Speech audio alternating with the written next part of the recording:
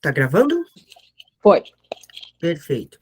Bom, gente, eu sou o professor Tomás. Eu vou me apresentar, falar um pouquinho da minha história bem rapidamente, porque eu não sei vocês, mas eu tomo mais confiança no professor quando eu entendo quem ele é. Eu tenho 22 anos, eu sou bem novinho, mas eu já sou formado em análise e desenvolvimento de sistemas. Estou estudando biologia agora, faço biologia na Federal aqui de Pelotas. E o TRI do Enem é um algoritmo, né? A gente vai falar muito de computação, muito de TI, que é o que eu já sou graduado, tenho bacharel. Então, eu tenho propriedade para falar. Podem me interromper a qualquer momento, qualquer dúvida, eu vou responder vocês. Já fiz muito Enem, continuo fazendo, porque eu acho importante um professor fazer o Enem para poder falar com os alunos sobre. Então, podem me perguntar. Eu acho que eu vou conseguir esclarecer todas as dúvidas que vocês tiverem, mas o que eu não conseguir esclarecer, eu prometo que eu respondo no privado ao decorrer da semana, eu estudo e respondo vocês. Mas, bom, então agora que vocês já conhecem um pouquinho de quem eu sou, minha idade, minha formação, vamos ao tema da palestra. Hoje a gente vai falar sobre o TRI, o sistema TRI, né, a teoria de resposta ao item, ou mais vulgarmente chamado sistema anti-chute do Enem. O que é esse sistema? Esse sistema é um algoritmo, e aí vocês podem e devem se perguntar o que é um algoritmo. Muitos de vocês podem saber já o que é, vem sendo muito falado ultimamente, principalmente nas redes sociais, o algoritmo das redes sociais, o algoritmo do YouTube, o algoritmo do TikTok, é muito falado, é muito falado. Mas o algoritmo é uma sequência matemática, uma sequência lógica que tem como objetivo atingir um determinado resultado. Parece muito estranho, parece muita coisa sem nexo, mas podem pensar no algoritmo. Na biologia, por exemplo, a gente tem o algoritmo de seleção natural. Quando vocês estão lá estudando evolução e ouvem falar da seleção natural, de Darwin e Wallace, é um algoritmo. Quando vocês fazem um macarrão, sabe? A gente faz uma série de passos. Tu abre o pacote, tu pega o macarrão, tu bota na água quente, tu liga o fogo, tu mexe de vez em quando e depois tu seca o macarrão. E aí ele tá pronto. Tu seguiu uma série de passos para atingir um objetivo. É um algoritmo. Só que tu tem algoritmos muito mais complexos, muito mais densos, com diversos resultados, e o TRI é um desses algoritmos. Tu tem o algoritmo do Facebook, que vai captar alguns dados de vocês. Vocês sabem quando a gente pesquisa a promoção, preço de, sei lá, preço de uma roupa na internet, ou só fala se quer comprar alguma coisa e aparece nas nossas redes sociais. É um algoritmo que faz isso. O algoritmo que está escutando, está vendo o que vocês pesquisam, e o objetivo dele é mostrar o que vocês querem. Então, o algoritmo está em tudo na nossa vida. Coisas feitas por nós, pelos homens, pelos humanos, né? E em coisas que a gente não controla, como a seleção natural. Algoritmos existem, a gente só deu um nome para esse processo e alguns a gente aprendeu a manipular, como o TRI. O TRI é um algoritmo que a gente aprendeu a manipular, e a gente manipula ele muito bem, e ele não é só usado aqui no país, não é só usado no Enem. Vários vestibulares de vários países do mundo usam o TRI, usam um algoritmo igual ao TRI, tem outro nome nesses países, e eu fico devendo outro nome para vocês. Mas vocês não precisam ter medo do TRI, vocês vão entender, pelo menos, como ele funciona, né? Agora, o passo a passo da programação dele não é divulgado, ninguém sabe, se alguém fala que sabe como funciona, está mentindo para vocês, porque isso é feito pela equipe de desenvolvimento. E, bom, vamos lá, um pouco de como funciona o TRI. Uma das palavras-chave para o TRI, para o TRI, é a coerência. É a coerência. E o que eu quero dizer com coerência? Vocês precisam ter coerência entre os acertos de vocês. A prova do Enem, tu tem lá tuas 180 questões e tu precisa ter coerência nos acertos. Mesma coerência da redação. E como é medida essa coerência? A gente vai aplicar a prova do Enem, quero dizer, como se eu fosse o Estado, como se eu fosse o MEC. eu vou aplicar o que eles chamam de pré-teste. O que seria esse pré-teste, gente? Eles vão pegar lá 45 questões, em média, e vão aplicar em diversos alunos aleatórios, em escolas aleatórias, em estados e cidades aleatórias do país, escolhidas ao acaso. Eles vão aplicar as mesmas questões que vocês vão fazer em algum dia na vida de vocês no Enem. Por que eu digo isso? Porque essas questões vão ir para um banco de questões do MEC, um banco de dados, e vão ficar lá guardadas, e essas questões vão ser divididas em fáceis, médias e difíceis. E como eles dividem isso? Eles aplicaram essas questões para os alunos, milhões de alunos, eles vão fazer essas questões. Eles vão ver, bom, a maior parte dos alunos acertou essas questões. A menor parte acertou essa. Bom, a menor parte é considerada as questões difíceis, a maior parte as questões fáceis, e o meio são as medianas. Esse é o primeiro passo do algoritmo. É aplicado esse pré-teste, e eles dividem as questões em fáceis, médias e difíceis. Isso ainda não tem um peso, essas questões ainda não têm um peso. A gente vai falar do peso das questões um pouquinho mais para frente. É só em fáceis, médias e difíceis.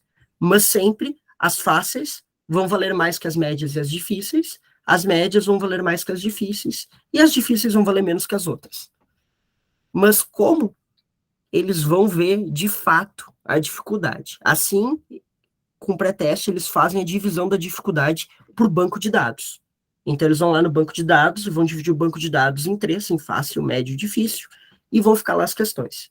Quando eles têm que elaborar uma prova do Enem, eles vão lá nesse banco de dados e eles vão pegar 25% das questões da prova para questões fáceis, 50% para questões médias e outros 25% para questões difíceis. Essa é a divisão da prova do Enem. 25% é fácil, 50% é médio e 25% é difícil. Eles vão dividir isso. E aí eles vão aplicar a prova, vocês vão fazer a prova do Enem. Vocês e milhões de brasileiros vão fazer a prova do Enem. E aí vai ser feito novamente um pente fino e eles vão ver dessas questões fáceis, como é que o pessoal acertou, das médias, como é que o pessoal acertou, e das difíceis, como é que o pessoal acertou. E aí, dentro das fáceis, tu vai ter as mais fáceis, as mais ou menos, e as mais difíceis das fáceis. E assim eles vão fazer com todas as categorias, para aí, então, dar uma pontuação para cada questão. Eu não posso aqui falar para vocês quais são as questões fáceis, médias e difíceis de todos os conteúdos, de todas as matérias, mas eu falo para vocês que é de extrema importância que vocês falem com os professores de vocês e perguntem, porque geralmente segue a mesma lógica, geralmente segue os mesmos conteúdos. Eu sei que em matemática, logaritmo, o pessoal sempre erra. Logaritmo, o pessoal sempre erra, então é sempre considerado uma questão difícil para o TRI. Então, perguntem para os professores de vocês, busquem entender quais são as fáceis, quais são as médias e quais são as difíceis, porque isso vai aumentar a nota de vocês. Bom, agora que a gente entendeu como o Enem faz quais são as fáceis, quais são as médias e quais são as difíceis, vamos voltar lá para a coerência. O que seria a coerência? Pensem que vocês todos são heterofilistas, né, levantadores de peso profissionais. Se vocês são levantadores de pesos profissionais, vocês concordam que vocês levantam muito peso? Imagino que todo mundo aqui concorda. Tá, vamos supor que tu levante, 250 quilos. Esse é o máximo que tu consegue levantar.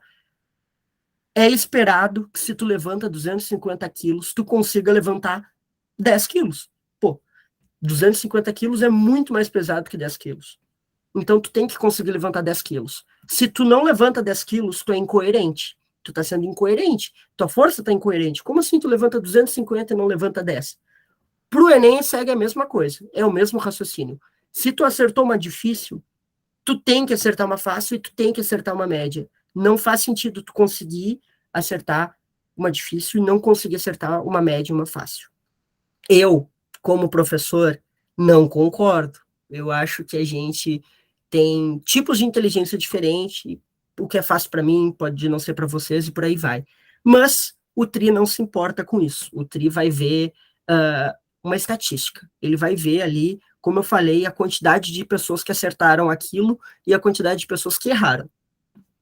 É importante ressaltar que nunca, frisar de novo, nunca um erro ou um acerto vai tirar nota de vocês. Não vai. O que acontece é que certos acertos, alguns acertos, melhor dizendo, podem dar mais nota para vocês, podem valer mais pontos para o Enem. E uma curiosidade, vocês sabiam que a nota mais baixa que vocês vão tirar no Enem não é 0? A nota mais baixa que se tira no Enem ali é por volta dos 250. E em alguns casos, até onde eu saiba, só uma vez, eu acho que foi em 2017, um aluno tirou mais de 1.000. Também, dependendo da quantidade de acertos, dá para tirar mais de 1.000 na prova. Mas são casos extremos. A gente está num curso bom aqui, tá ressignificando a educação e vai todo mundo tirar uma nota ótima, ninguém vai se preocupar com isso. Vai todo mundo conseguir uma nota muito boa. Mas voltando para a coerência, que eu me perco o fio da meada muito rápido. Tomás. Oi. Aproveitando o momento, a gente tem uma perguntinha aqui no chat. E antes de mais nada, que interessante as coisas que tu estás falando. Né? Não sabia que o logaritmo era uma questão dentro da área de matemática que o pessoal costumava errar. O pessoal erra muito o logaritmo. Pois é, não fazia ideia disso. Mas, aproveitando o momento, a Ana Vitória Nogueira perguntou, sabe se eu não sei como é que se pronuncia, MEXT usa? Bah, eu fico te devendo, Ana Vitória. Ana Vitória, né? Eu tô ali no grupo, depois eu mando um oi ali, e tu me chama no privado que eu procuro e te respondo. Fico te devendo agora, não sei, assim, de cabeça, nem sei o que a sigla é, para falar bem a verdade. Pois é, eu fiquei pensando se é algum vestibular específico da região que ela mora, de alguma... Pois é, pode ser. Ó, ela abriu a mão. Show. Manda ver, Aninha. Não, é que é tipo um processo seletivo de intercâmbio, sabe? Mas é grátis que o governo japonês paga. Eu queria saber se ele usa. Uau, que legal. Eu vou dar uma pesquisada para ti, mas eu não sei te dizer. Não sei te dizer mesmo. Fico te devendo a afirmação. Não posso te dizer que sim nem que não. Tá bom, obrigada. Mais alguma pergunta, Isis? Por enquanto não, mas o pessoal fica bem à vontade para mandar aqui no chat, tá? Que aí daqui a pouquinho quando eu ver que o Tomás deu uma respirada, eu digo, ó, Tomás. Aproveitar para tomar uma água. Tá, vão mandando as perguntas de vocês aqui, que a gente está aqui para isso, tá bem? Bom, continuando, gente. E o Enem, sabe quando eu nunca fui de fazer isso. E não porque eu conhecesse o TRI, mas porque eu sou uma pessoa extremamente ansiosa. E professor é aluno que nem vocês, gente. Então a gente também passa pelas mesmas dificuldades. Eu nunca gostei de comparar minhas respostas na saída do Enem. Nunca. Eu nem levava o caderno para casa. Eu sempre saía antes de poder pegar o caderno para nem correr o risco de querer pegar o caderno. Mas vocês, não sei se vocês fazem isso de comparar, mas se vocês já fizeram, vocês devem ter passado por alguma situação ou outra que ou vocês acertaram menos que algum colega de vocês, ou mais, ou igual, e as notas foram diferentes. Tu acertou menos e tirou uma nota maior do que alguém que acertou mais questões que tu. Ou vocês dois acertaram a mesma coisa e a nota dele foi maior. Pô, porque é o tri. Provavelmente, se a tua nota foi maior, a tua coerência foi muito maior. Tu teve muito mais coerência nos teus acertos. Se a tua nota foi menor, provavelmente tu teve muito menos coerência nos teus acertos. Por isso que eu boto ali 13 acertos são diferentes de 13 acertos. O que eu quero dizer com isso?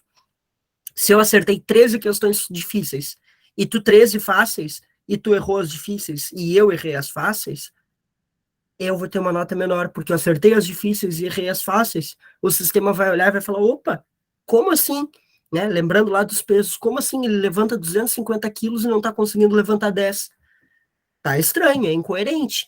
Aí vem o outro nome lá, o sistema anti-chute, aí ele vai olhar para mim e vai dizer, ele chutou, ele só pode ter chutado. Se ele chutou, ele não sabe, então a nota dele tem que ser menor. Só que isso é tão complexo, gente, que ainda não define o peso da tua nota, não define, porque cada universidade, cada não, a maior parte das universidades vão dar pesos para cada área do conhecimento, dependendo do curso que tu quer. Um exemplo, o único exemplo que me vem na mente é a FURG, a Universidade Federal de Rio Grande, aqui pertinho de Pelotas, no Rio Grande do Sul.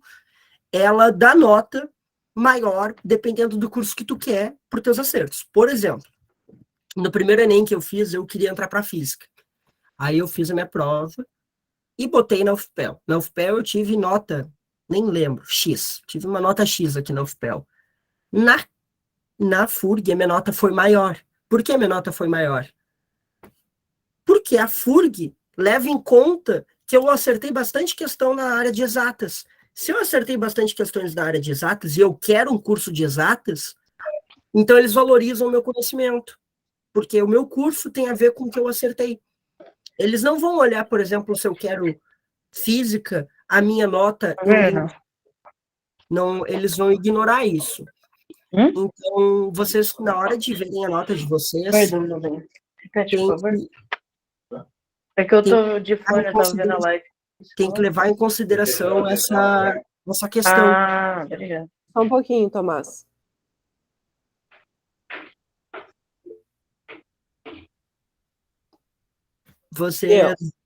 Vocês vão perceber no dia do SISU, que vocês forem se inscrever para o SISU, que quando vocês forem selecionar os cursos de vocês, a nota de vocês vai flutuar. Capaz, Júlio, pode ficar tranquila. A nota de vocês vai flutuar muito, muito, muito, muito. E isso é perfeitamente normal, gente. E, bom, seguindo ali na dificuldade. A dificuldade também vai variar, estatisticamente falando, das matérias. O que eu quero dizer com isso? Geralmente, as matérias de exatas é onde está concentrada a maior parte das questões difíceis, porque a maior parte das pessoas erra em exatas. Só que isso não quer dizer que não existam questões difíceis em linguagens. Existem muitas. Para mim, muito mais difícil linguagem, mas existem muitas. Vocês têm que aprender a identificar essas questões.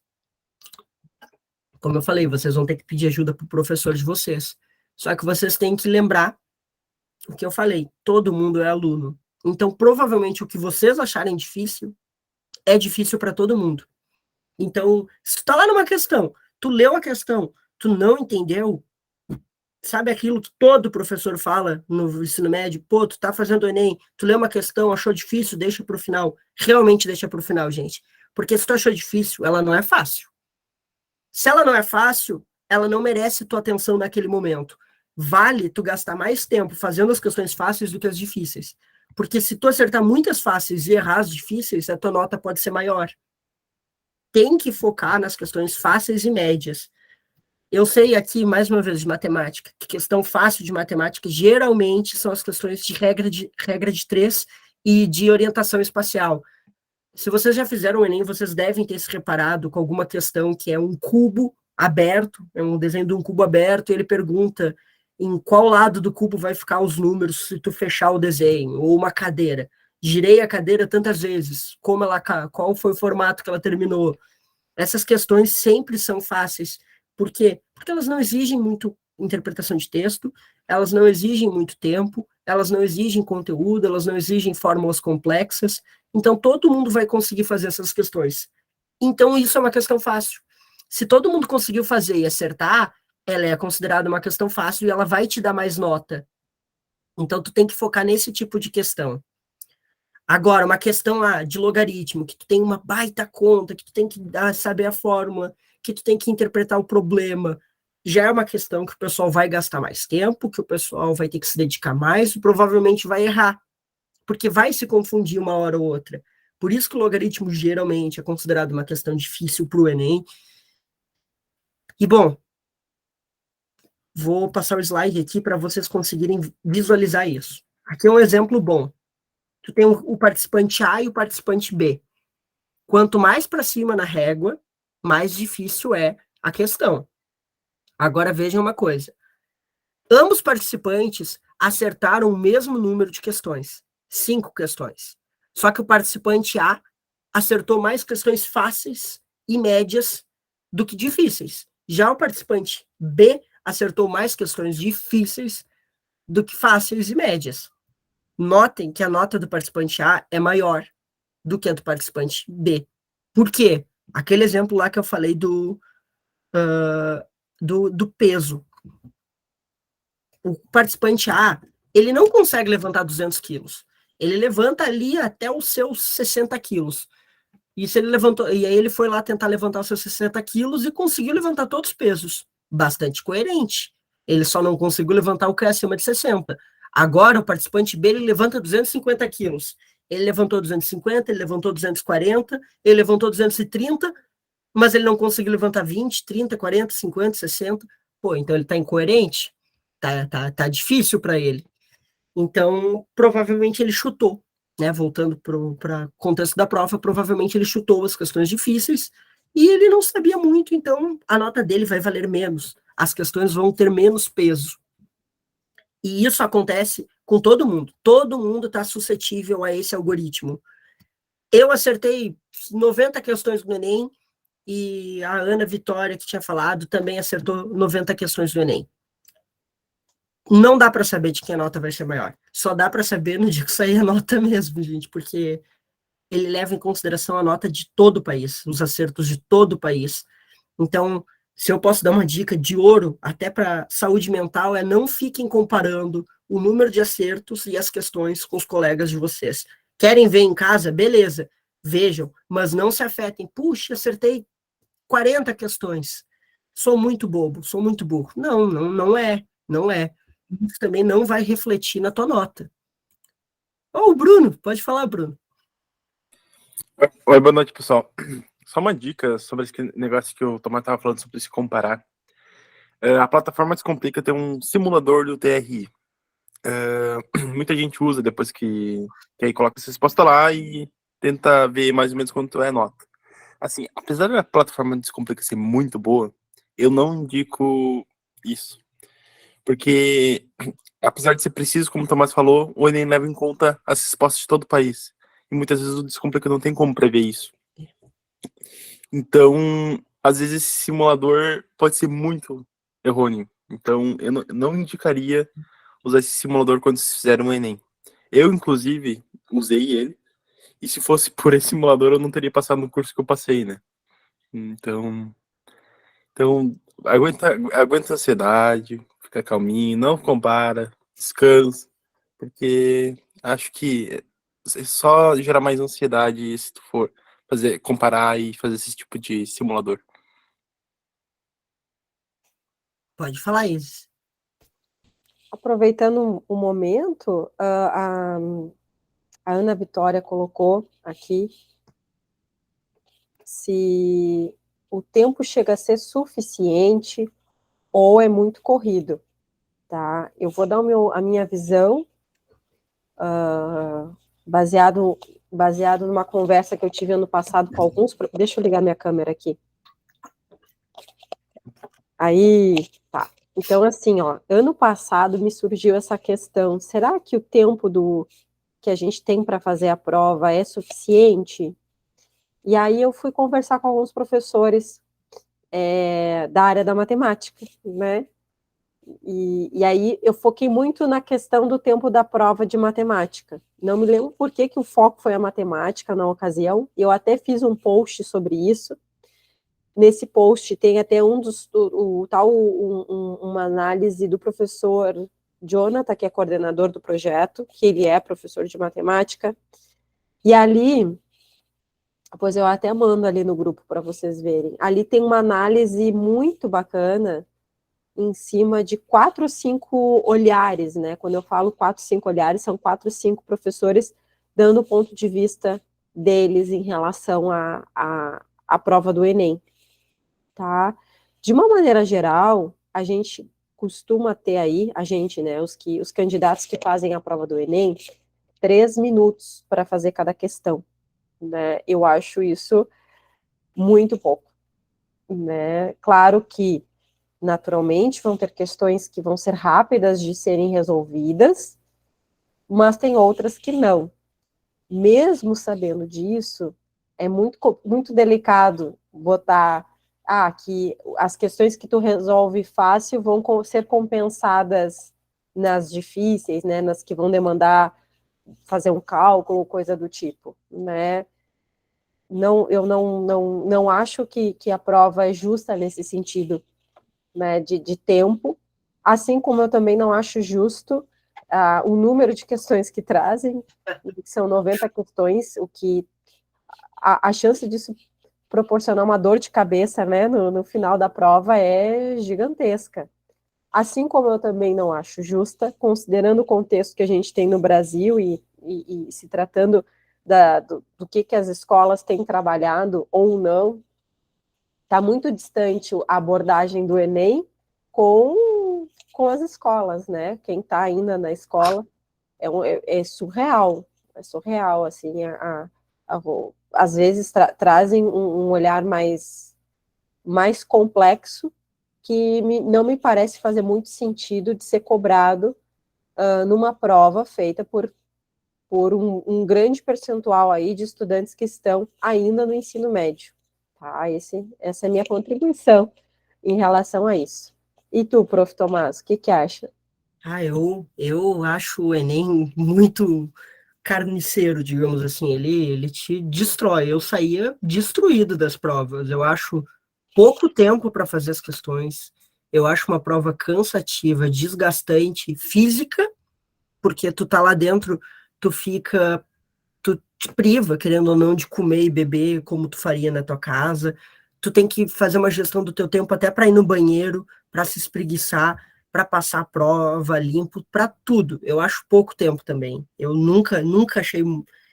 Eu ficava tão nervoso com o tempo, tão nervoso, de tipo, não vai dar tempo, que eu sempre terminava a prova muito tempo antes, porque eu fazia tão na pressa, e eu terminava antes, eu falava, poxa, podia ter feito mais na calma.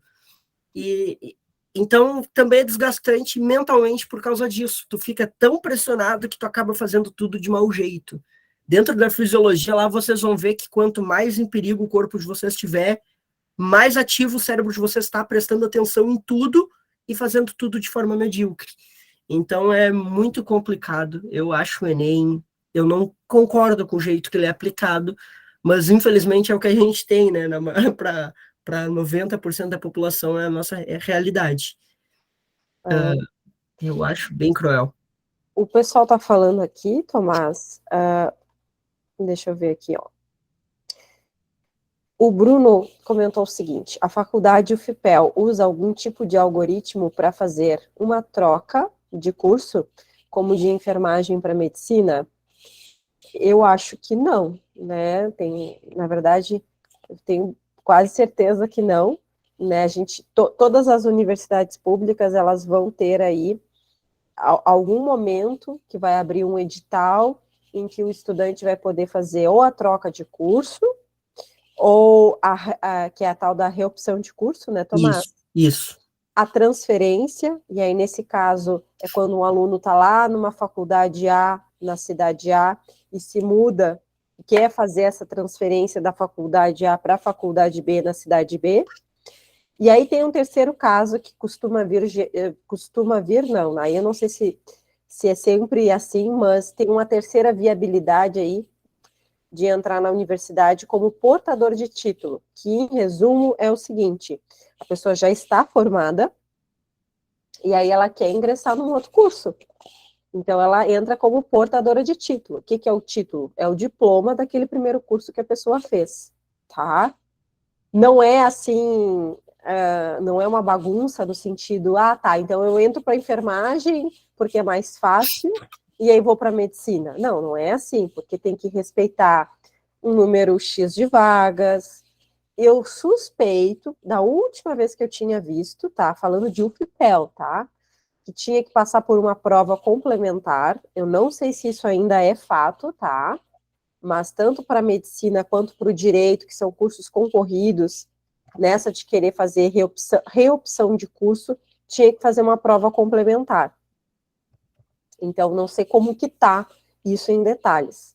Então, tem a reopção de curso, tem a transferência de cidade para cidade e tem o portador de título.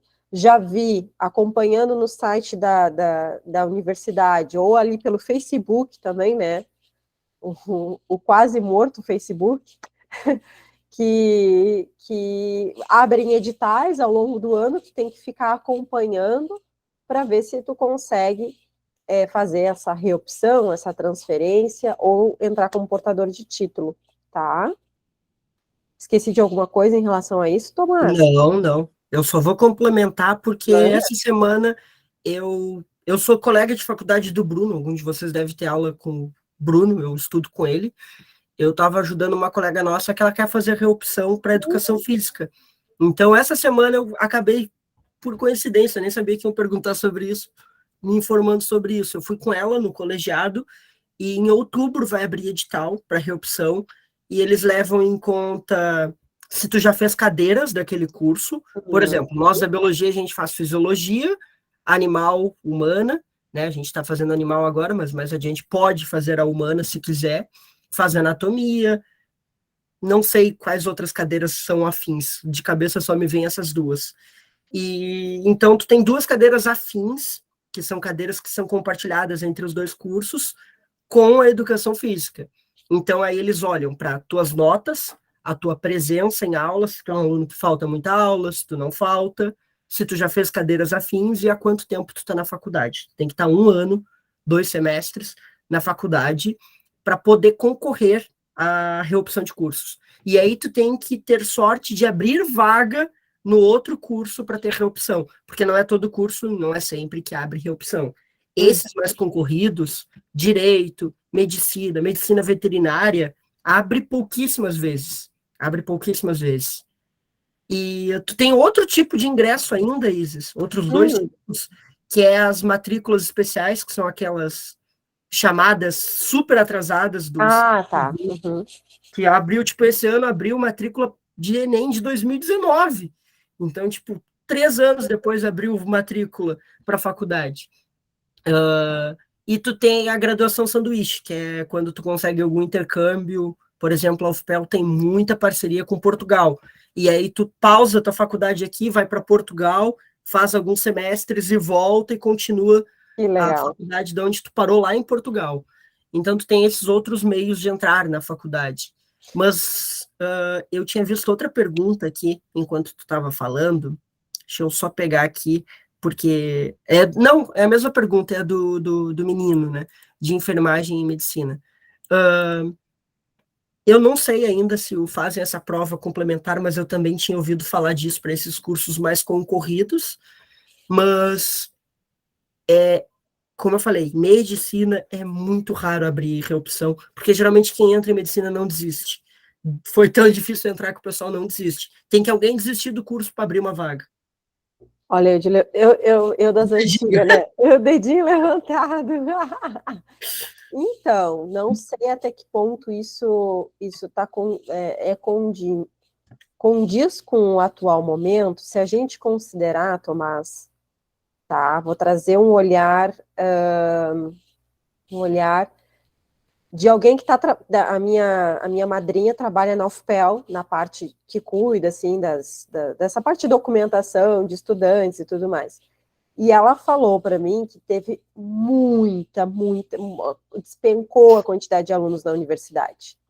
Porque o Enem é isso, né, para todo o Brasil. Então, muitos estudantes que vinham para cá, e isso deve valer também para de outros estados, tá, gente? Muitos estudantes que vinham de outro estado para estudar pontualmente na UFPEL, ou enfim, acabaram desistindo, trancando o curso em função da pandemia dos 2 anos, né, de tudo que aconteceu. Então, teve muito aluno abandonando, trancando, e foi geral, não é um curso pontual, foi geral. Então, pode ser que agora, com o contexto que nós estamos vivendo, né, tenha mais vagas, né, dentro dessa opção aí, que é a reopção, transferência. Eu tinha esquecido desse ponto da pandemia, tinha fugido da Não, memória. Agora que tu falou, até me veio meus professores falando da porcentagem, agora é na absurda, biologia né? é 58% de desistência, se eu não me Muito, engano, que é os muita professores gente. falaram. Então, realmente, por causa da pandemia, teve muita gente desistindo, muita gente. Uhum. Eu até falo com alguns amigos meus que, desde o início da pandemia, né, em 2019, 20, 21 e 22, e agora 23, mas menos, vão ser os Enems mais fáceis, entre muitas aspas aqui, infinitas aspas, de entrar na faculdade, porque tu tem menos concorrência, tu tem uma qualidade menor de concorrência, porque tá todo mundo com ensino médio defasado, todo mundo com ensino básico defasado, e tu tem muita desistência, então acaba sendo, gente, entre muitas aspas, mais fácil de entrar na faculdade. Mas ainda assim é muito difícil, mas mais fácil. Aí eu vou jogar lenha na fogueira, aproveitar que a gente está aqui nesse momento, que eu discordo do Tomás. Olha que coisa linda a gente Pai, ter, sério? a gente ter esse olhar múltiplo, tá? E tá tudo bem, viu, gente? Que Uhum. em tempos que vivemos, né? Não discordar, mas discordar com todo o meu respeito ao professor Tomás, tá? Eu acho que tá mais difícil entrar, considerando que se tu leva para o olhar em que isso distanciou muito mais o acesso à educação, no sentido que eu digo assim, ó, quem estava fazendo cursinho e tem condições de pagar um cursinho ou uma escola, seguiu assim, a trancos e barrancos, tá? E eu vejo como professora hoje que aquele aluno que veio da pandemia de dentro de casa e está na escola fazendo prova sem o Google, está pagando aula particular, à torto e à direito, né? O aluno não, o familiar desse aluno. Então, isso, querendo ou não, do meu ponto de vista, eu não acho que a prova vai ser fácil, eu acho que ela vai se manter no nível que ela está. Não vejo isso sendo mais fácil, tendo esse olhar dentro do contexto de pandemia. Para mim, a maior prova disso foram as 2 últimas provas do Enem, tá? E o Bruno comentou, não existe mais prova em grupo na escola, né? Não tem mais o Google ali. A Tá? gente brinca tanto disso na aula, que a gente sempre fala para o professor, pô, a gente está acostumado a fazer prova em chamada, e agora? E a questão bom, se a gente tem um padrão de prova, né, o que vai acontecer? Quem está preparado vai seguir estando preparado, gente. Quem tem o poder aquisitivo para pagar por este preparo, vai seguir se preparando. O que vai acontecer é haver um distanciamento entre os que estão preparados e os que não estão preparados, né, ou que tinham um mínimo de preparo, considerando que tinha um mínimo de contexto de preparação dentro de uma escola que não teve nos 2 últimos anos, para mim vai ter mais, isso, é o distanciamento de uma coisa da outra, sabe? Não vejo como isso sendo uma coisa mais desigualdade, né? A desigualdade que a gente sabe que está aí, que a pandemia, ela intensificou, né? Deixou bem mais nítido para quem estava com um certo problema de visão de como é essa desigualdade social, educacional, enfim, né? E aí esses que não têm uma estrutura financeira, social, emocional, infelizmente fica difícil, né? Eu não vejo o governo trazendo essa acolhida com esse pessoal, sabe? Não me passa essa sensação. Vocês até podem comentar aí o que vocês acham, viu, em relação a isso. Não, eu tenho uma visão, tento sempre ter uma visão otimista, mas eu concordo com tudo que a Isis falou. Eu não discordo de absolutamente nada do que a Isis falou. Eu só tenho uma visão um pouquinho mais otimista, é mais fé mesmo, assim, sabe? Foi o que eu tentei focar para me manter mais tranquilo na prova, mas eu concordo com absolutamente tudo que a Isis falou, ainda mais se tu vai olhar estatísticas de que quem está na faculdade pública é quem tem dinheiro, e quem está na faculdade privada é quem não tem. É assim que funciona, infelizmente. A maior parte dos estudantes de federal recebem muito, porque custa caro. Estudar numa federal, na verdade, custa bem caro. Por incrível que pareça, tu tem teu transporte, alimentação, material e tudo. Então, acaba saindo bem caro estudar numa federal. Infelizmente, e aí tu tem mais a desigualdade, e tu tem tudo isso agravado, como a Isis falou, porque a desigualdade sempre teve, ela só se agravou muito mais agora. Uhum. Gente. Mas vamos ter esperança, né? Eu gosto muito dessa palavra, né? Vamos seguir com esperança que as coisas vão se encaminhar para um melhor, né? É verdade. Tem mais perguntas, Isis, que aí a gente já mata todas as perguntas que tem aqui, só para eu depois concluir a apresentação. Deixa dar eu uma ver olhada aqui. também. Ó, a Ana Vitória comentou que não voltou para o presencial. Nossa, até agora, Ana Vitória. Nossa. Qual cidade tu mora, Ana Vitória? Para o Enem, né? Eu moro no Jardim Ribamar. Qual estado é? Maranhão. Oi? Maranhão. Maranhão. Isso, gente. Brasilzão, né? Vamos que vamos. Ô, Gustavo, agora eu vi uma pergunta do Gustavo Cavalcante, ele falou, meu maior erro no Enem 21 foi ter feito muito rápido por conta da pressão e não dar tempo. Foi meu primeiro Enem, terminei uns 20 minutos antes da saída. Gustavo, meu primeiro Enem não foi o que me botou na faculdade, mas foi a minha nota foi maior do que o que me botou na faculdade, e eu terminei, sabe aquele primeiro sinal? Eu terminei naquele primeiro sinal por causa da pressão do tempo, e foi maior que a nota que me botou na faculdade. Então, olha, o tempo é o mais importante, é o produto mais valioso do Enem, mas não fica paranoico com o tempo, porque ele também não vai dizer muito. Eu posso ficar lá todo o tempo de prova, ser o último a sair, não quer dizer que a minha nota vai ser boa, ou que vai ser ruim. Aí depois a Ana Vitória falou.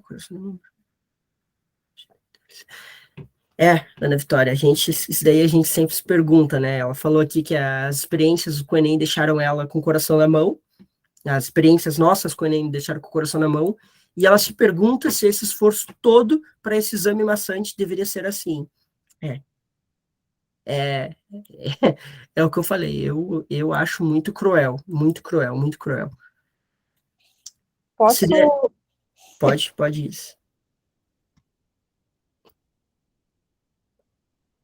Desculpa.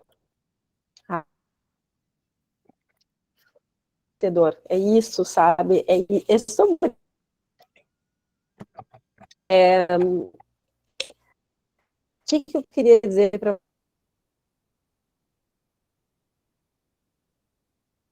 vocês, tá? Primeiro ponto. O Enem é uma questão de tu desenvolver a habilidade de trabalhar a ansiedade, sustento, tá? É fácil, não é para ser novidade para ninguém. E se está sendo novidade para ti nesse momento, tá tudo bem. Agora tu sabe que não precisa ser mais novidade, é uma questão de treinar. Não vamos entrar no mérito se isso é certo ou não é certo, porque isso fica para outra discussão, né? Falando de hoje, da prova que temos hoje, que é o Enem, né? É levar em consideração assim, bom, eu vou ter em média 3 minutos por questão. Então, o que faz mais sentido? Faz mais sentido eu conhecer como vem a prova, os assuntos que caem mais, me testar, fazendo bastante questão no Enem, e me colocando nesse desconforto, né? Porque é um desconforto, no sentido de que tu pega vários dias da tua vida e tu tá ali fazendo questão, e até sugiro para alguns alunos meus que eu sinto que já pegaram o feeling do que é o Enem ali, se testar cronometrando, tá? Ficar numa sensação de desconforto mesmo, de ter uma noção como é que tá desenvolvendo o tempo no decorrer desse ensaio, tá? Não sugiro fazer isso desde o início, porque isso pode ser bastante desmotivador, mas sugiro que faça sentido fazer esse ensaio aí durante o percurso, tá? Essa questão de se sentir mais burra, não, né, Ana Vitória? Como o Tomás bem colocou, ela não é uma prova que mede o conhecimento, não foi exatamente com essas palavras que eu acho que o professor Tomás comentou, desculpa. Mas, olha, o Tomás, não sei se tu comentou que tu não passou de primeira, né, Tomás? Não, não, o primeiro Enem que eu fiz Tomás foi... tá mudo aqui para mim. Mas eu acabei passando no meu terceiro vestibular, gente. Sendo que no meu segundo...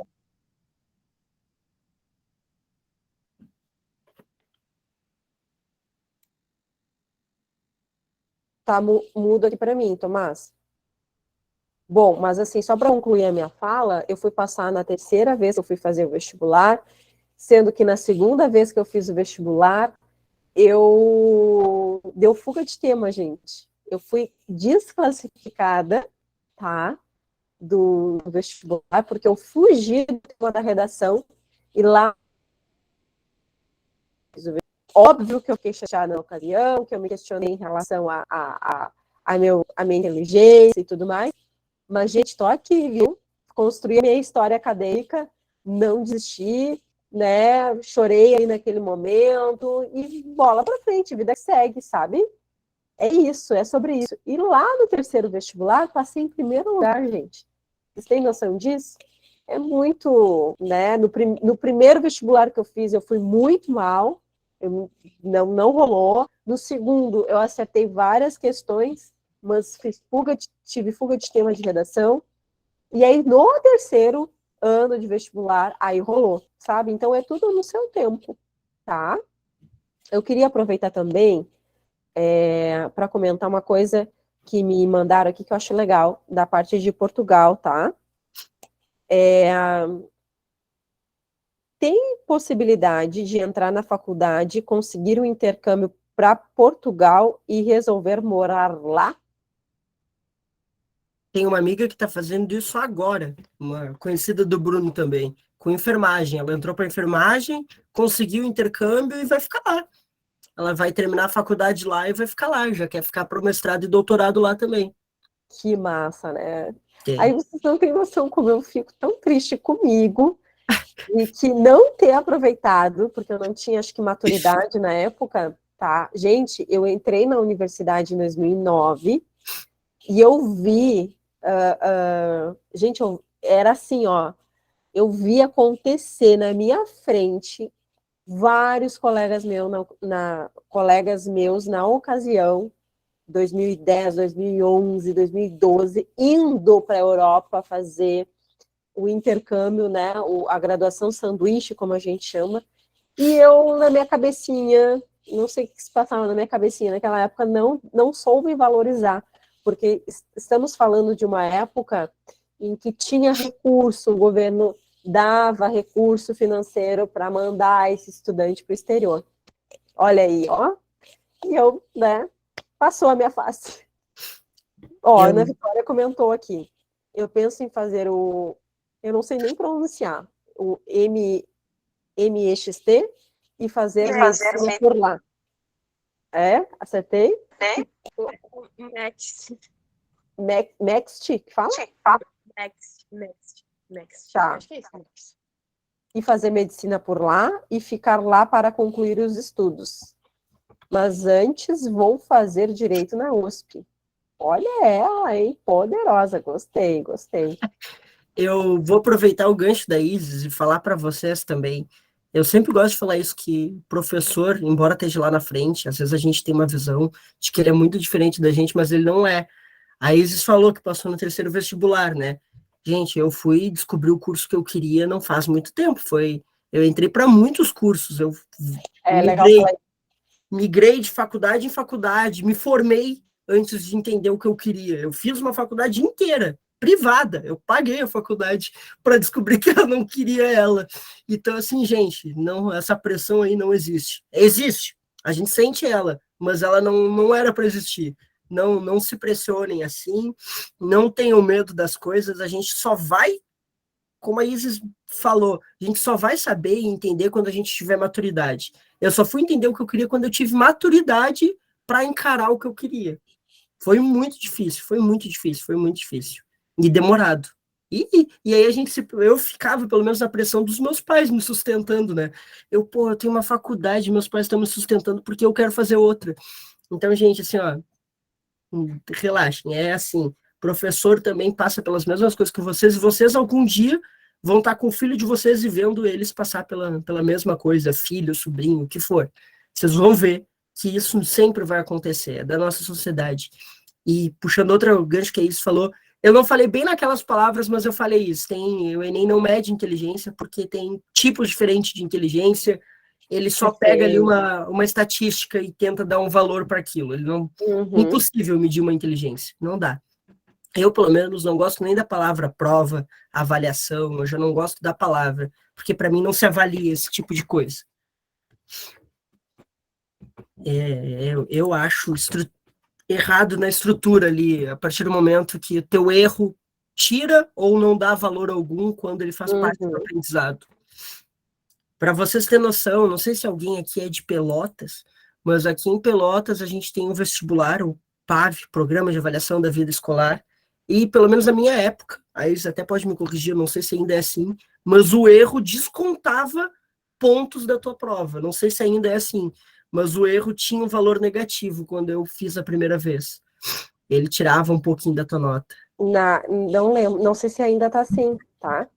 Não sei, mas eu também peguei essa fase, que, como é em alguns concursos, né? Os concurseiros de plantão, dependendo da banca que faz a prova, se tu erra, desconta o acerto. É surreal isso, né? O Enem não é assim, gente. O Enem não é assim, é bom esclarecer. Não é assim, é como eu tô falando. Tu vai ganhar mais notas se tu acertar as questões fáceis, mas tu não vai perder notas se tu errar. Por isso que é bom o que a Isis falou, tu tem 3 minutos para fazer uma questão. Se tu viu e tu não sabe fazer, vai para outra. Guarda aqueles 3 minutos para uma questão que tu viu e fala, pô, essa eu sei fazer, eu só preciso de um tempo. Porque é complicado o tempo. Pode falar isso, pode falar. Para complementar, tá? Até não vou me estender demais. A ideia, gente, do Enem é dar aquela... Primeiro, assim, ó, minha sugestão, começa pela área que tem mais facilidade. Sim. Por quê? Por que isso faz sentido? Porque isso vai te confortar internamente, né? Se tu, por exemplo, supondo que o Tomás é o estudante, o candidato que vai fazer a prova do Enem, e o Tomás sabe que é ruim em matemática. Não é ruim, não é o forte dele. Se ele começa pela prova de matemática e se depara já de cara, né, porque não é uma questão assim, ó, as questões de matemática não obrigatoriamente vai vir fácil, médio, difícil. Não é assim. É uma coisa misturada ali. Então, o Tomás começa a se deparar e já de cara se depara com uma coisa muito difícil, isso para mexer com a autoestima do Tomás ou de qualquer estudante, é alta. Então, a ideia é, faça a prova de forma estratégica. Começa pela área que tu tem mais facilidade dentro daquele dia, né? E, de qualquer forma, não sai lendo questão por questão de uma maneira minuciosa. Pega aquelas questões da área, então vou falar da área de ciências da natureza. Pega aquelas questões da área de ciências da natureza e dá uma olhada rápida, direto no que está sendo perguntado, não foca nos textos que vêm antes, para ter uma visão geral do que tem ali. E aí, se tu vai começar pela prova, ou se tu vai começar, ou no momento que for fazer a prova de ciências da natureza, já tenta deixar um xizinho do lado no que é fácil ali, sobre o teu olhar. Obviamente, isso preferencialmente tem que ser algo treinado previamente, durante o processo que vocês estão estudando para a prova, né? E opta sempre por começar e garantir o que é fácil, né? Deixar o difícil para o final. Ah, mas, prof, eu não sei o que é fácil, eu não sei o que é difícil. Tá tudo bem, né? Não é uma questão assim, ó, como o professor Tomás falou, a gente só vai saber o que é fácil, médio e difícil depois do levantamento de todos os candidatos que fizeram a prova, né? Essa régua final, ela só é fechada depois que tem a computação de todos os dados dos estudantes. No entanto, tem tanto material bom aí na internet ou aqui dentro da comunidade, vocês conversando com os professores, no sentido de tentar entender o que parece fazer mais sentido dentro do que é fácil, médio e difícil. O próprio professor Tomás trouxe aqui para a conversa que logaritmo costuma ser o tipo de questão dentro da área de matemática que é difícil, porque o pessoal não acerta geralmente, tá? Então, gente, falando de Enem é assim, ó, não é só ter o conhecimento dentro, o conhecimento não, aquela habilidade, competência dentro daquele conteúdo, tá? De ciências da natureza. Tu tem que estudar também em paralelo sobre como é a prova. Como que a prova cobra as questões, o que vem com mais frequência, o que está mais vinculado a ser uma questão fácil, difícil, média. Então, é um grande desafio por si só, tá? Deixa eu ver o que colocaram aqui para a gente.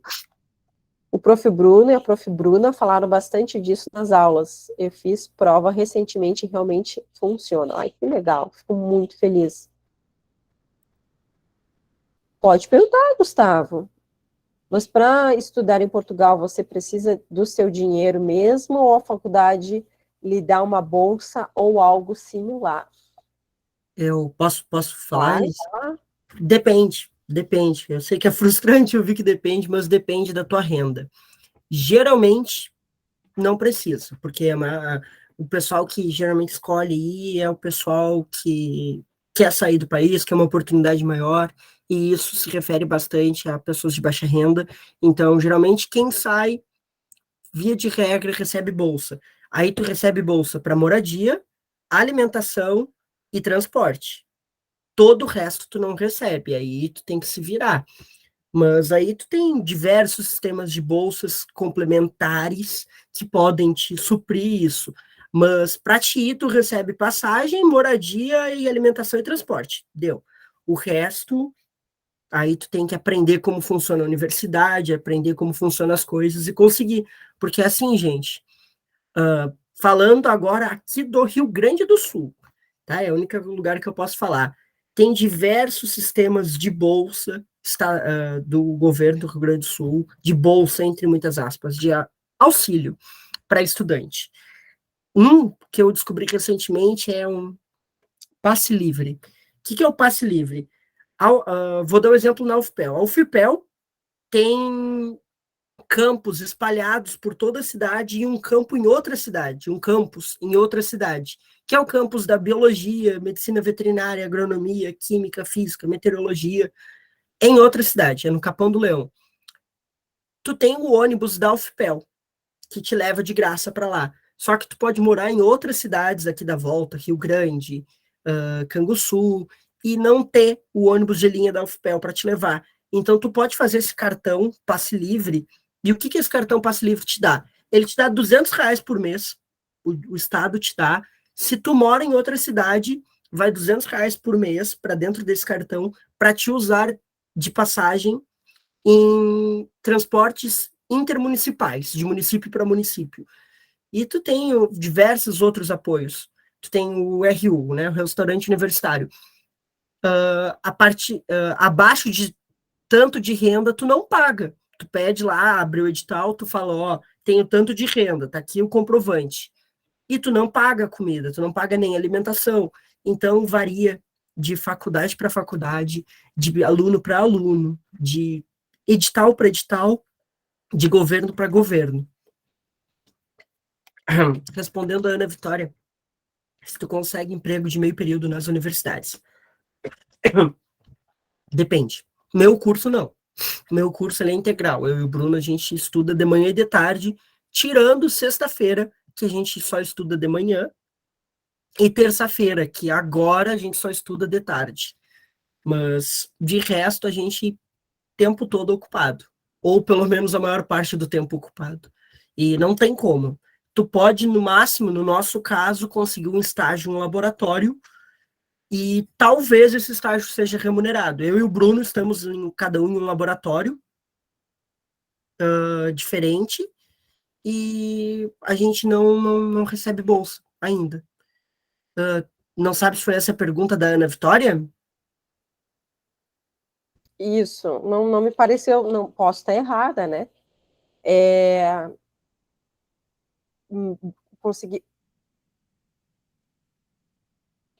Ela botou assim: ó, tem como conseguir emprego de meio período na universidade?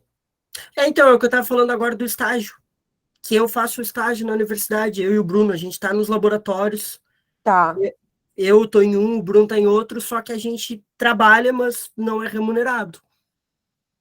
tá. Então, que no início da tua fala, tu falou algo que é bem importante falar também, né? Sobre não ter tempo para trabalhar, Uhum. pensando no trabalho que seja fora da universidade, porque muitos cursos, e o teu curso de biologia, assim como o que eu fiz de química de alimentos, são turnos que pega manhã e tarde. E às vezes é tri ruim, porque é aquela aula às 2 da tarde, depois é aquela aula lá às 5 da tarde, né? Ai, Não é uma coisa é, direta.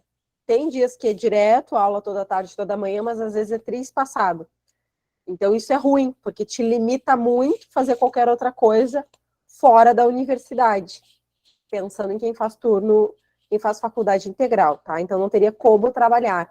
E isso, obviamente, não acontece só na UFPEL, né, gente? Aqui na universidade da nossa cidade. Isso vai acontecer em universidades aí a perder de vista pelo Brasil. E não é bem trabalho, né? Não querendo desmerecer de forma alguma. O que rola fazer é estágios, e aí eu estou bem por fora dos estágios de atuar, os estágios de agora, considerando o contexto que estamos vivendo em relação à credibilidade da ciência no nosso país, mas o que costuma acontecer de forma remunerada ou não remunerada são os estágios de quantas horas, Tomás? Na minha época, eram 20 horas de estágio. varia, a gente faz quantas horas a gente puder se dedicar. Uhum. Tá bem assim, mas quando tu é remunerado, aí tu tem uma tabelinha lá que tu Para tem cumprir, né? para cumprir. No mínimo, né? Tu pode cumprir mais, mas tu tem um mínimo para bater. Mas a gente faz aleatório. Tipo, semana passada eu não fui nenhum dia. Agora, semana que vem eu vou ir. Aí eu já vou ir. Aí o Bruno trabalha lá, por exemplo, com as moscas dele. O Bruno vai todos os dias, sagrado. Sempre o Bruno tem que ir lá porque ele tem que ir lá alimentar as moscas. Já eu trabalho, os bichos já estão mortos. Eu trabalho com um bicho que já está taxidermizado. Então, eu não posso. Aliás, eu não preciso alimentar. Eu posso ir quando eu quiser, porque no momento eu estou só catalogando as espécies. Então eu vou lá, vejo o que que é, catalogo e deu. O Bruno tem que ir todo dia. Ai. Quase que eu virei a mesa aqui de casa. Quem sabe faz ao vivo, né, gente? Não, e é que nem, é engraçado, né? Que nem quem escolhe trabalhar com bactéria, né? Olha aí o pessoal que vai para a área das ciências da natureza, ou até mesmo a área da saúde, por que não? Quem trabalha com bactéria, fungo e vírus, né? Com organismos, micro-organismos, que é isso, né? Então, se tu trabalha com uma bactéria lá que tem a cultura tu vai cultivar aquela bactéria numa determinada temperatura, com umidade, a bactéria tem que estar sendo olhada, vigiada todos os dias, né? Então, são escolhas que a gente acaba fazendo, quem opta por trabalhar com micro-organismos, com insetos, enfim. Ou até para a galera da zootecnia, da veterinária, quem opta por trabalhar com animais de grande porte, né, ou de pequeno porte, porque também temos dentro da universidade, até na época que eu sabia, o hospital lá, né, para cuidar dos bichinhos. Tem o NURFS também, que é um centro de reabilitação da vida silvestre e da fauna silvestre, e eles tratam bichos silvestres, macaco, tucano, coruja, que aparece machucado. Tem lá o núcleo aí, tem para o pessoal da zootecnia, veterinária e biologia, abre edital de vez em quando, aí trabalhar cuidando dos bichos.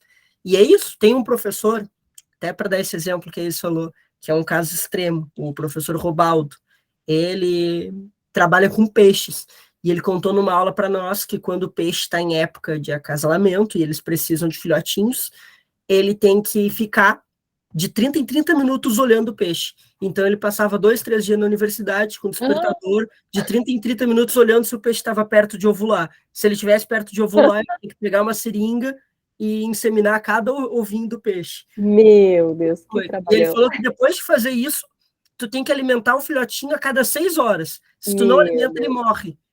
E ele falou que uma vez ele perdeu todos, centenas de filhotinhos, porque os estagiários esqueceram de alimentar. E aí os bichinhos morrem. Pobre dos estagiários. Então é bem complicado, gente.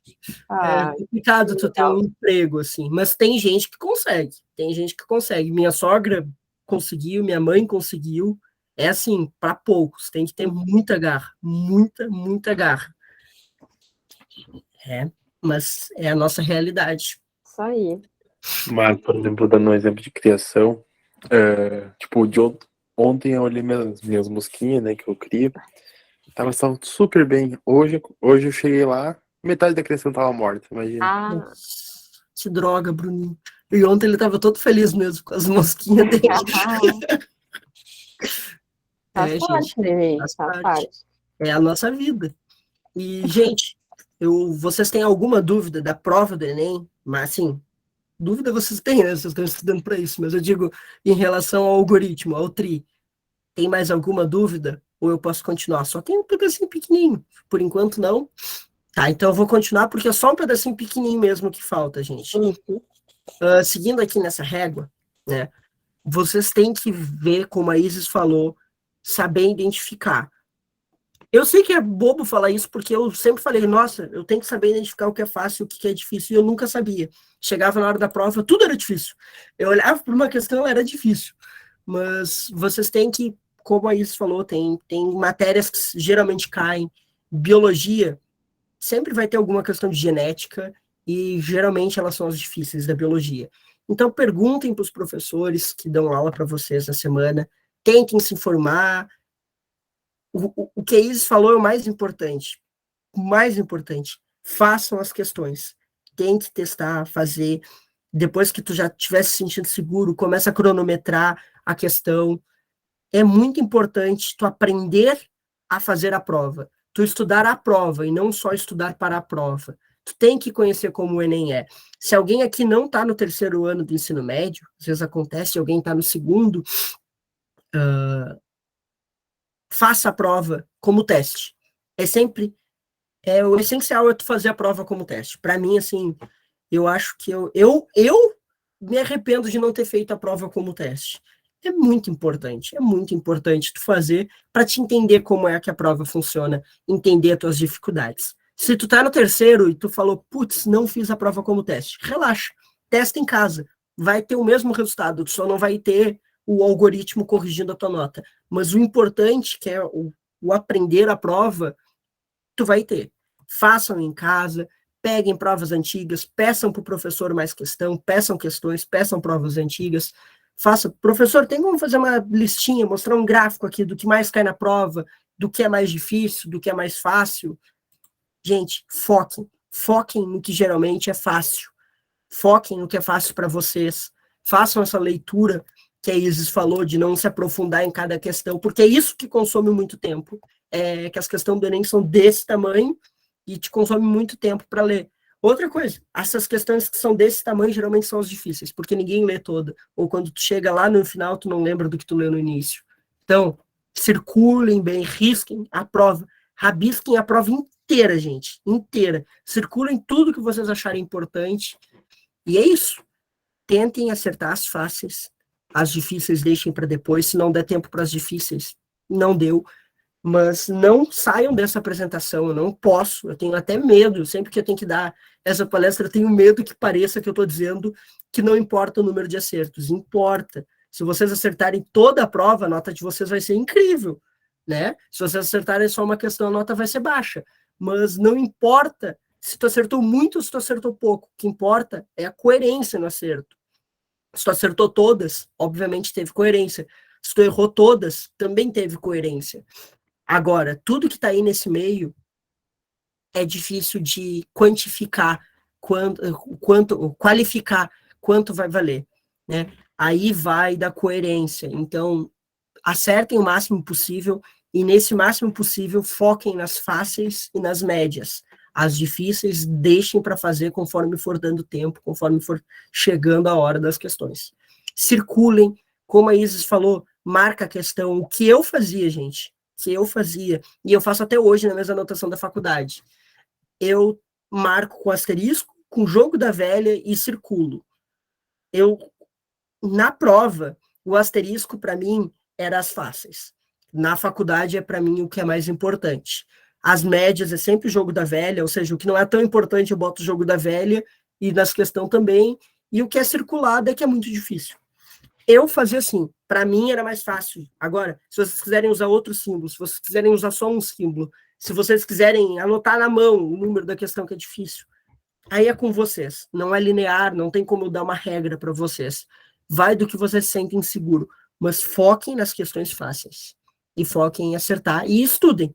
Estudem. Vocês só vão conseguir acertar até as questões fáceis se estudarem. Não tem segredo. E, gente, parece bobagem. Não sei se a Isis concorda com o que eu vou falar, mas a maior parte dos alunos, eu acho que não estuda 1 hora por dia. Então, se vocês estudarem 1 horinha por dia, vocês já estão ali acima, com certeza estão acima da média de estudo. E, pô, é o futuro de vocês, sabe? É 1 horinha por dia que talvez faça vocês entrar numa medicina da vida, sabe? 1 horinha por dia vai fazer diferença. Muita no futuro de vocês. Nessa hora, agora eu perdi o chat, né? Não consigo ler porque eu caí da sala, mas alguém tinha falado se era justa a prova, se valia a pena tanto esforço. Não vou mentir, eu acho a prova cruel, como eu falei, mas quando tu começa a conquistar, quando tu consegue um estágio, quando tu publica um artigo, quando tu se forma, tu consegue um emprego, quando tu tá dando aula, pô, tudo faz sentido. Tu olha para tua trajetória e tu fala, pô, compensou. Cansei, chorei, tremi, surtei, mas vale a pena. Uma hora tu olha para trás, tu vê a tua trajetória e tu fala, pô, valeu a pena cada segundo, cada gotinha de suor que eu tive, valeu muito a pena. Eu não sei se a Isis pensa isso, mas eu penso muito isso. Eu olho para trás e eu penso que até as faculdades que eu escolhi errado valeram a pena. Não me arrependo de ter escolhido errado. Fico triste, mas não me arrependo. Porque hoje, se eu sei que hoje aquilo não é para mim, é porque eu tentei. E eu, pô, sou formado em TI, estou fazendo biologia. Vocês podem pensar o que tem a ver, né? Computador com planta. Mas tem muito a ver, por incrível que pareça. Já publiquei, junto com o Bruninho também, né? Um seminário a gente fez, de temas diferentes, mas a gente fez seminário. Eu fiz sobre biohacking, que é como hackear a vida. Então, eu juntei tecnologia e biologia. Estou aqui falando para vocês sobre o Enem, área da educação, sou professor de biologia, mas estou falando, e tudo que eu estou falando é usando a lógica que eu aprendi na faculdade de TI. Então, assim, tudo compensa, gente. Cada coisinha que vocês fazem compensa. Quando vocês estiverem no caminho, é uma frase que a minha mãe falava, frases de Facebook, sabe? Mas faz muito sentido. Mas minha mãe sempre falou, quando estiver no caminho e tropeçar numa pedra, eu não posso parar, chorar, reclamar. Até acontece da gente fazer, mas pega essa pedrinha e leva até o final do caminho e usa para construir um castelo no final. Porque é bem isso, é sobre isso que se trata a jornada acadêmica. A gente cansa, a gente batalha, mas no final mesmo é recompensado.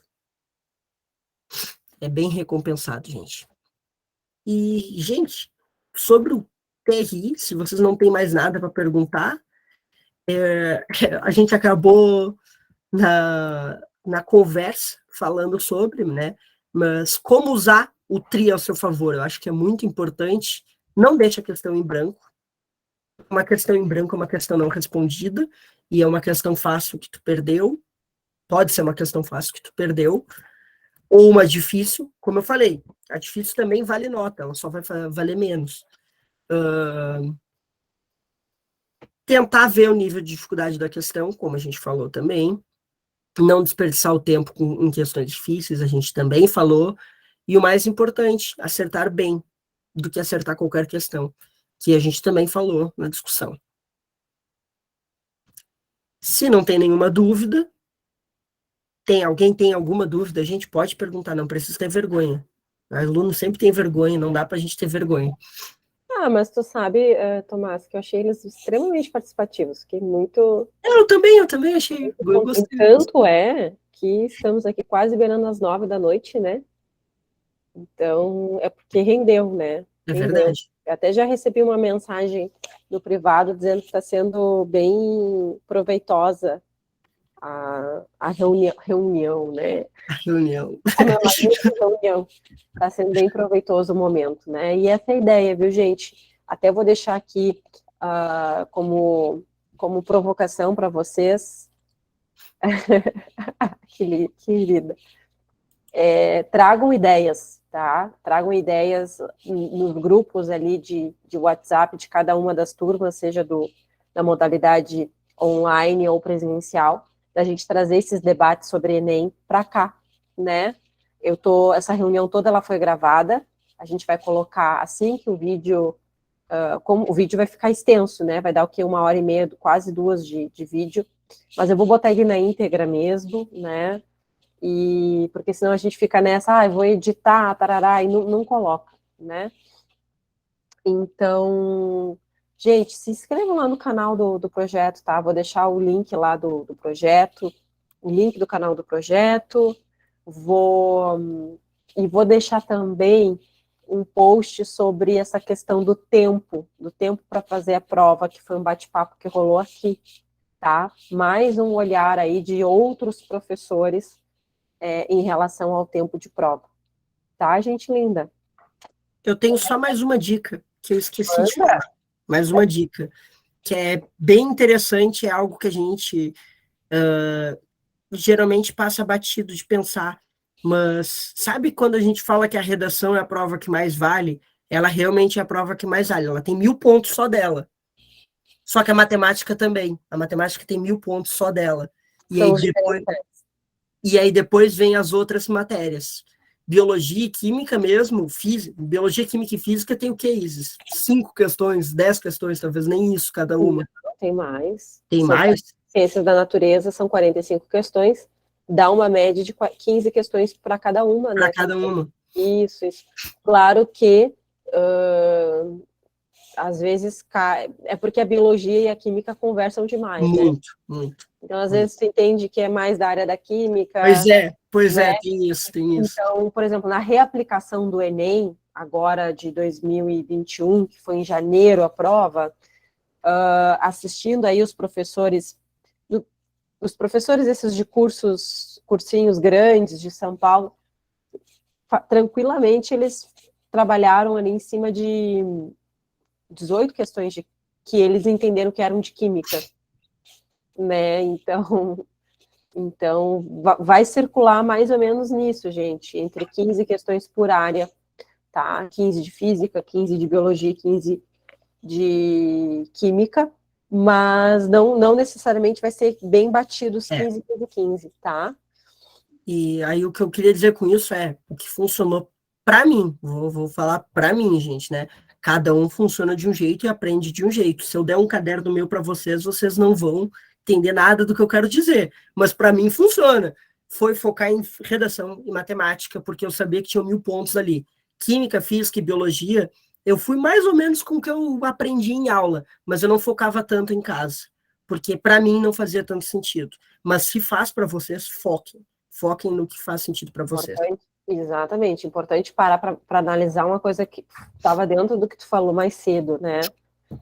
Tem que conhecer, ter uma noção, por exemplo, se eu quero fazer a prova de odontologia, para odontologia na universidade A, B e C, tá tudo bem, só vai lá e analisa no histórico dessa universidade A, B e C se tem peso, né, as áreas. Então, ok olhar para matemática e redação, porque isso, de uma maneira geral, faz sentido independente do que tu for fazer, né? Porque são divisores de água, eu diria, né?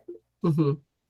Mas, se ciências da natureza, por exemplo, tiver uma relevância, né, para dentro do curso que tu vai fazer, para a faculdade que tu vai fazer, a minha câmera caiu aqui o cabo. Aí, pessoal, tem que olhar para essa outra área também, tá? É então, verdade.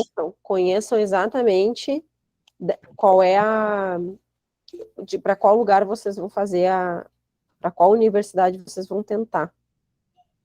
Ó, a Ana mandou uma mensagem, deixa eu ler. Eu tenho a dúvida sobre o meio de entrada na faculdade, pois o meu curso, o mínimo na nota de corte é 680, 699 para o Enem. E isso me preocupa, se devo focar mais no Enem e a outra metade, ou menos para os vestibulares da faculdade em si. Sou de São Paulo, é biomedicina, não entendo muito sobre os meios de entrada. É a faculdade que tu quer, né, a universidade que tu quer, ela tem vestibular próprio?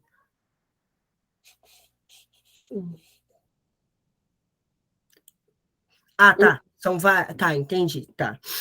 Então, se tem os vestibulares próprios, geralmente, não é regra, mas a maior parte das vagas da universidade são focadas para o vestibular dela. Geralmente é assim que funciona.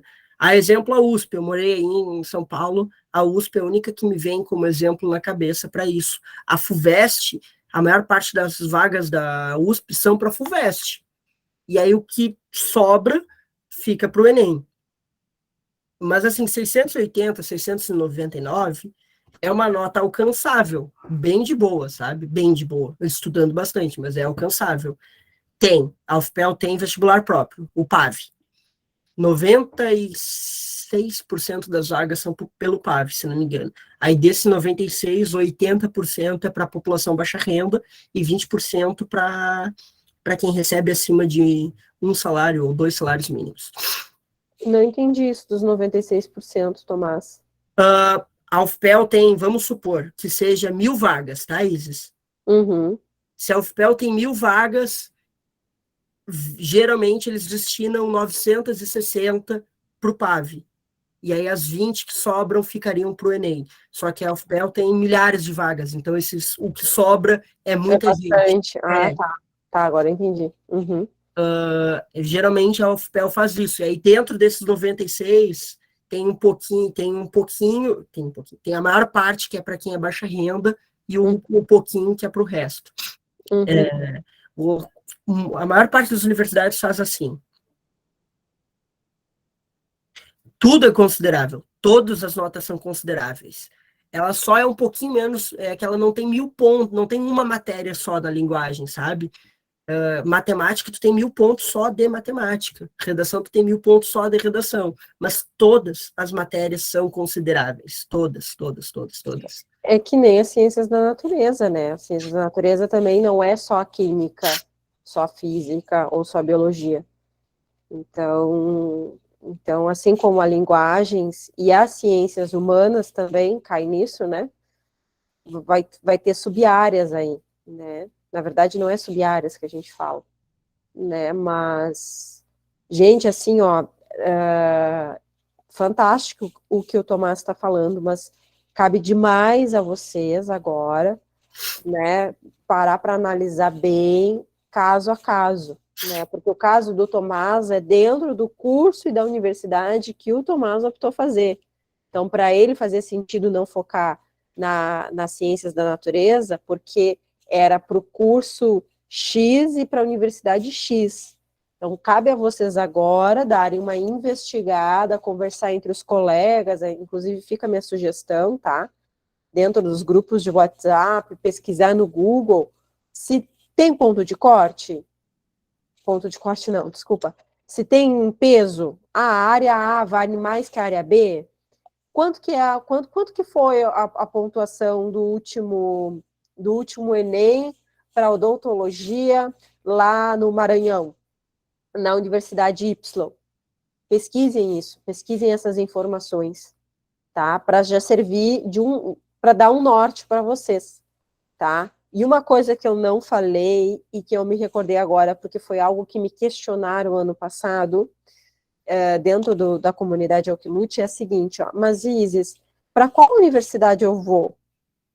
É uma escolha tão importante e é de uma responsabilidade tão grande eu dizer, tu tem que ir para a universidade A, B ou C. Não, gente. Se questione o seguinte, bom, se eu for para a universidade A, prós e contras, eu vou morar perto da minha família. Às vezes isso é prós, às vezes isso é contra. Depende do caso, cada caso, né? Como que é a relação de vocês com a família, tá? Isso é um primeiro ponto. A questão da distância em relação à família. Segundo ponto, tá, eu sei que a universidade, ela tem auxílios, auxílio moradia, auxílio transporte, auxílio alimentação. Nem sempre, isso não é 100% garantido que aquele estudante vai conseguir. Não é 100% certo, tá? Vocês vão passar aí por uma triagem, não sei se é triagem que a gente fala, mas enfim.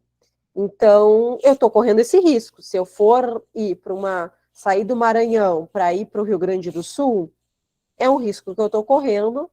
Tenho eu que ter a consciência que, assim como eu posso ganhar o recurso, os auxílios, né, de moradia, alimentação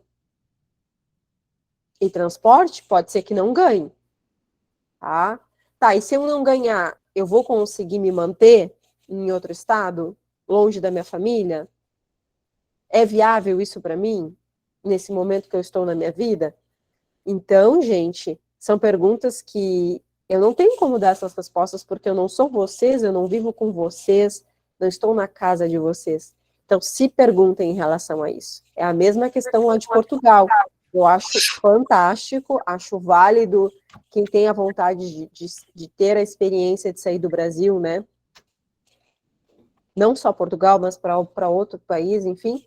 Mas se questionem, né? Se façam essa análise, esse momento introspectivo do tipo, tá, mas como será? Será que se eu não conseguir o valor da passagem aérea, considerando que eu não consiga esse apoio da universidade, eu vou conseguir de outros meios? Né? Talvez dentro ali do meu contexto social eu não consiga, mas se eu fizer uma vaquinha online, sabe? A vida é assim, gente. É tentar não ficar... Ok, a gente tem que pensar no problema, mas também tem que tentar buscar aí alternativas para esse problema. Isso faz parte do processo, né? Então, também não estou falando no sentido assim, ó, de vocês já desistirem de largada, né? Não é isso, mas tenham a maturidade, a consciência de parar para pensar sobre isso, né? Parem para analisar o caso de vocês, o contexto que vocês estão, o que faz sentido, o que não faz, o que dá para fazer, o que não dá, tá bem? Fala, Tomás. Não, eu ia dar um exemplo. Isso que tu falou me fez. Eu estava pensando no que tu falou. Lá do início do prós e contras, eu fiz isso, eu faço isso para muitas decisões que eu tenho que tomar na minha vida. Eu tento fazer um prós e contra. Me ajuda muito, gente. Mas isso que a Iris falou agora da vaquinha online, eu era uma pessoa que eu sempre pensava, não, mas isso não funciona. As pessoas não devem ajudar, assim, gente, ajudam. Eu digo isso com propriedade porque a minha namorada, ela quer entrar para veterinária. E só que ela quer ajudar os bichos. Ela quer ajudar tudo que é bicho, né? Então ela vive me aparecendo cheia de cachorro e a gente tem que dar um jeito de doar. A gente sempre castra e tenta doar, né? Só que eu estudo, ela estuda. A gente não consegue trabalhar. Ela é artesã, ela vende crochê. Então, a maior parte do que a gente consegue vem do crochê. A maior parte não, uma parte vem do crochê e a maior parte vem de doação, vem de vaquinha. A gente posta as notas, posta tudo, e, gente, realmente tem muita gente boa. Por incrível que pareça, existem pessoas boas que ajudam. Então, não desistam. Como a Isis falou, pensem com maturidade. É importante pensar com maturidade, realmente. Assim, tem que parar e pensar muito. É uma decisão importantíssima. Mas realmente existem pessoas boas que ajudam nesses casos. A gente já salvou muito cachorrinho, muito cachorrinho com essas doações. A gente toda semana pega doação de ração, toda semana a gente recebe doação por Pix, posta as notinhas, faz tudo, gente. A gente realmente agora estamos com um cachorro que estamos vendo o que fazer com ele, porque ele está bem machucado também. Mas funciona, realmente funciona, gente. Era isso, né, gente? São 9h07, estamos com fome. Que papo bacana, adorei. Foi muito enriquecedor para mim, tá? Eu também aprendi muito hoje. Não pensem vocês que eu domino tudo de TRI, porque não. E essa é a ideia, fazer essa troca, viu? Muito obrigada pela presença de todo mundo. Uma boa noite para vocês, bom final de semana. E é isso, até segunda-feira para os que vão ter aula online e até quarta-feira para os que vão ter aula presencial. Beijo, pessoal. Tchau, Tchau, tchau. tchau, pessoal. Boa Obrigado noite, pela pessoal. presença. Boa noite. Tchau, tchau. Bom final de semana. Deixa eu botar para parar aqui. Aí, ó.